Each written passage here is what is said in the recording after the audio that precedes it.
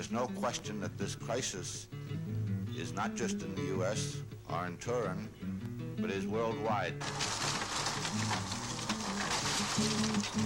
U.S. industry at large is represented as going to spend of the order of $80 billion in the resizing program, with General Motors spending $40 billion. You ain't got no money and you got some kids. Now you're talking serious stuff there, you know what I mean? People want the truth of what is going down. It's not a question of callous managers sitting on the 14th floor of the General Motors building. It's really a question of changing the rules of the game. Who decides? Who decides? Who pays?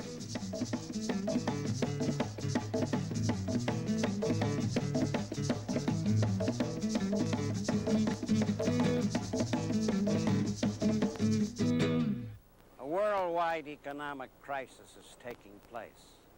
Within it, industrial output in the U.S., Canada, and Western Europe has leveled off. The auto industry worldwide is in deep trouble. It's but a mirror image of a larger crisis of high interest rates, overproduction, inflated prices, and declining real income. The automobile is anything but dead. What is finished is the economic and cultural cycle which accompanied its conquest of the world's economy and Western civilization. Hello, I'm Studs Terkel. This is a program about the auto industry and the crisis it faces. We'll look at it partly through the eyes of a unique group of people brought together in December 1981 by the intensity of the crisis. They represent experts from industry, labor, academia, and government, representing Detroit and Turin, Italy, the home of Fiat. They met in Detroit to discuss common problems and to find some solutions toward becoming more competitive in the world auto market. No solutions were found, but we've drawn different points of view from that conference to put in perspective the underlying conflicts still to be worked out on the local, national, international levels. Questions of reindustrialization and its costs to both business and worker. Those who are laid off are afraid that they will never return to work. Many live in the terror that they cannot support their family, they cannot find a job, and the contact with their friends has disappeared, and they feel very alone.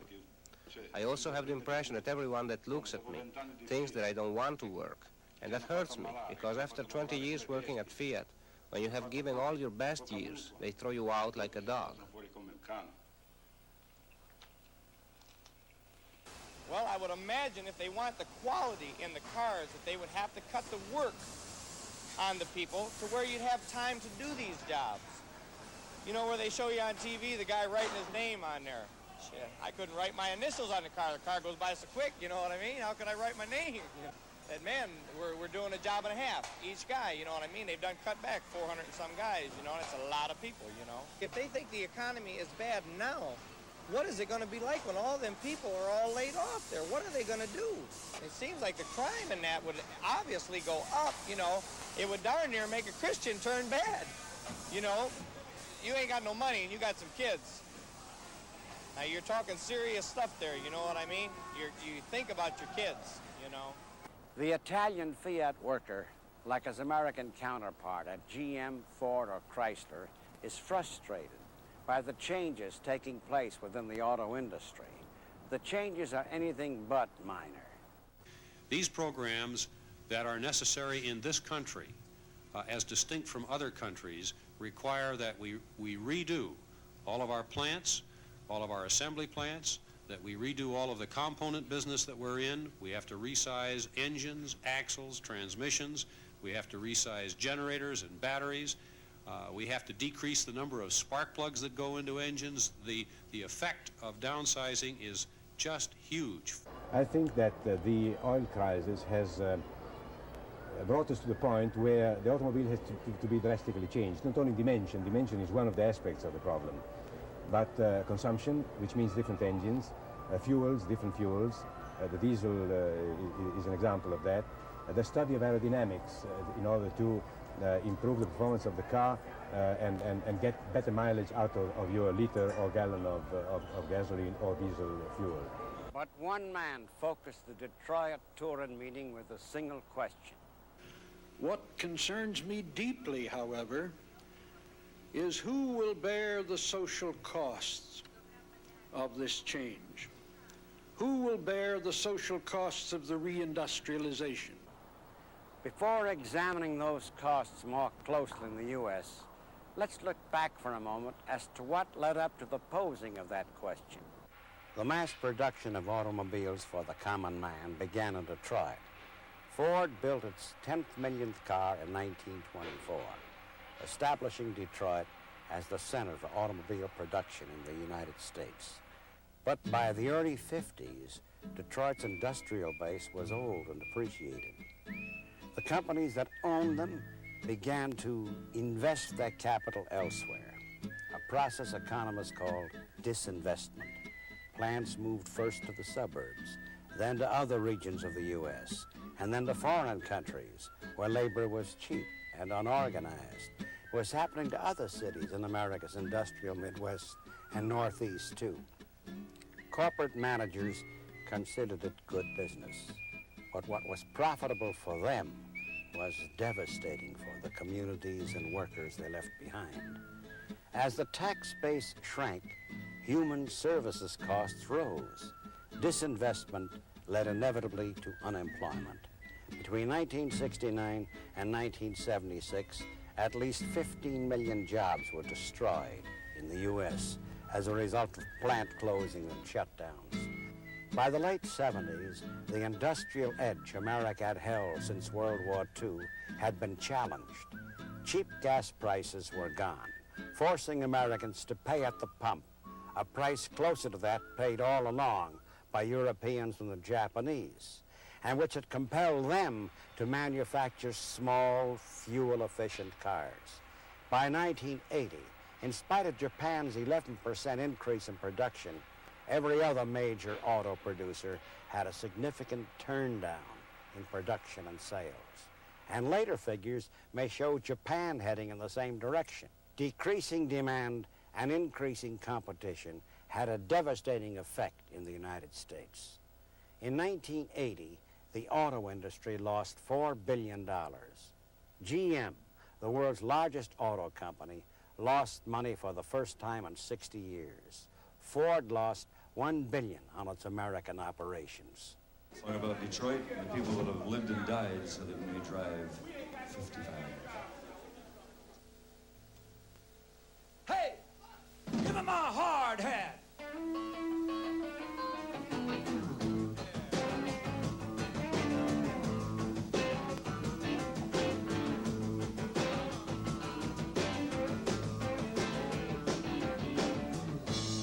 5 days a week. My old lady gets me up at 5. Baby, that hurts. I get out there on the E-way, brother. And I drive.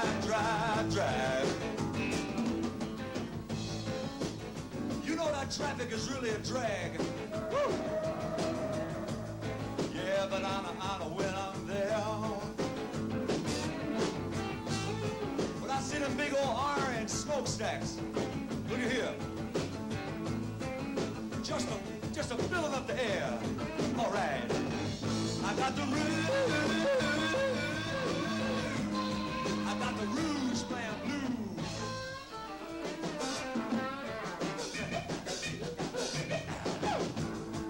Right. Yeah.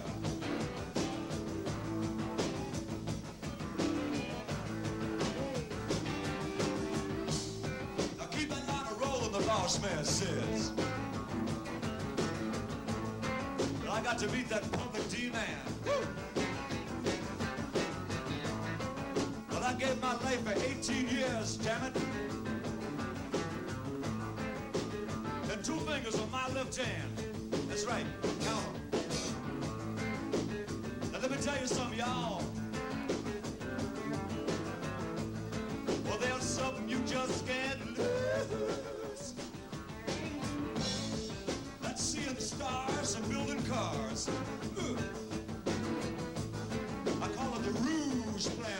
blues. All right. I got the blues. Oh, Lord, I got the blues, playing blues.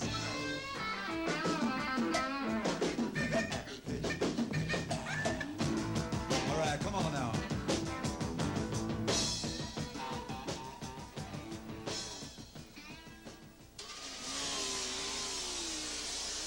Why did you come to Turin looking for work?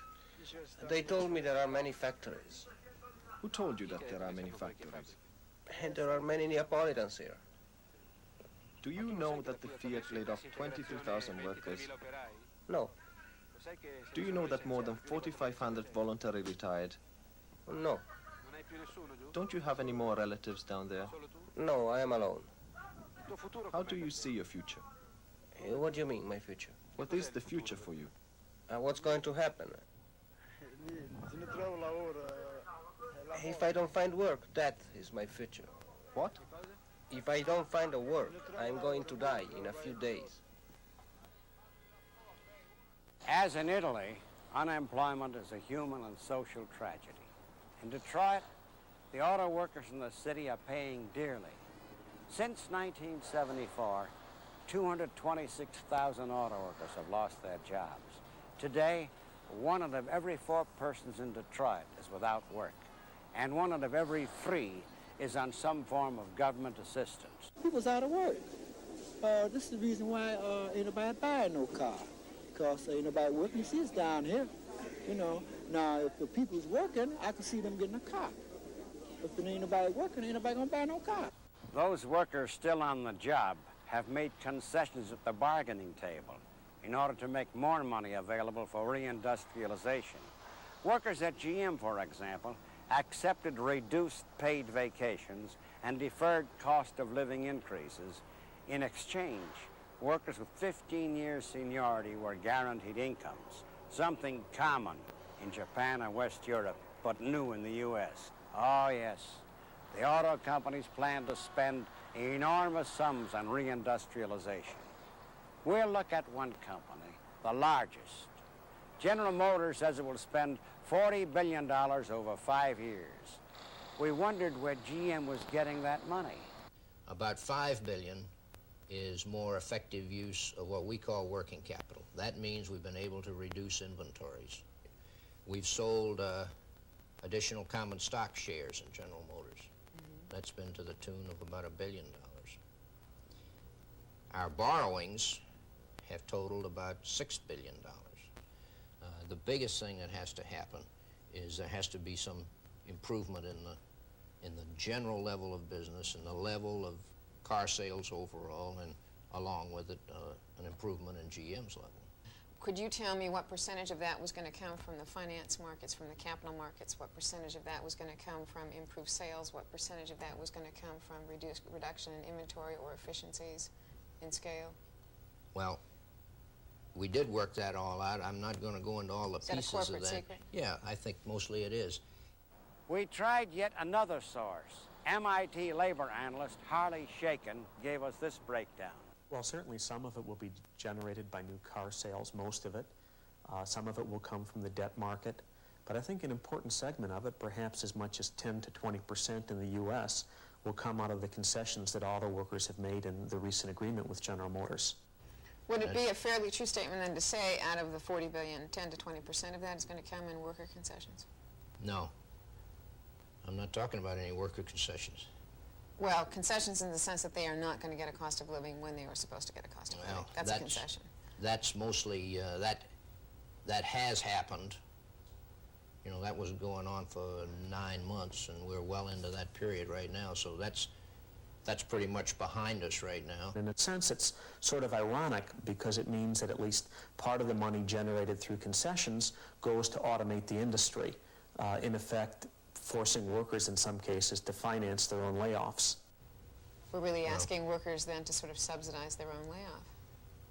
No, I think you're adding up two things that don't add. There isn't any doubt that in running any business that you're continually looking at the combination that provides the most cost-effective way to do a job, to sell a product at a price that people will pay. I mean, that's the ultimate discipline. That's the free market system that people talk about, and that's what makes the whole thing go round, because you have the right to decide, do you want to buy that sweater or that car or whatever you're going to do, and you determine the price. It's not a question of callous managers sitting on the 14th floor of the General Motors building. It's really a question of changing the rules of the game, making the social cost of the change one of the things that is directly addressed and addressed before the change takes place, rather than something we worry about after the devastation has occurred. The question that Victor Ruth put very frankly of who pays the social costs. And I would say that the question is, in Italy, I think, strictly connected with the biggest one. Who decides? Who decides who pays? Ford, when I was there, General Motors, Chrysler, all over the world. We pit Ohio versus Michigan. We pit Canada versus the U.S. We get outright grants and subsidies in Spain, in Mexico, in Brazil. All kinds of grants. With my former employer, one of the last things I did was, on the threat of losing 2,000 jobs in Windsor, got $73 million outright. Some of the reindustrialization money is going to the building of new factories. Several years ago, General Motors announced it was closing its Cadillac plant in Detroit. City officials, realizing the competitive nature of market forces, knew GM would build where the tax breaks and incentives were best. So they took some competitive steps of their own to ensure that a new plant was not built somewhere else. Within a year and a half, Detroit had purchased, under a quick-take law, a square-mile area, cleared it of homes, businesses, churches, rearranged water and sewage systems, roads and railroad facilities. The cost, $200 million in federal, state, and local funds, with an additional $60 million tax abatement for the site. The payoff for Detroit, in terms of additional jobs and tax revenue-related businesses, sometime in 1985 and beyond, remains to be seen. GM and the other U.S. automakers are not the only ones reindustrializing. Fiat, Italy's leading manufacturer, has targeted large investments for retooling and robots, but how many workers will be displaced is unclear. Many times I have participated in seminars and debates, and I have read reports which subject was new technologies and employment. The tone was very dramatic. It appears that they think the working class will disappear or will diminish by 50%. I think those observations are more fiction than reality.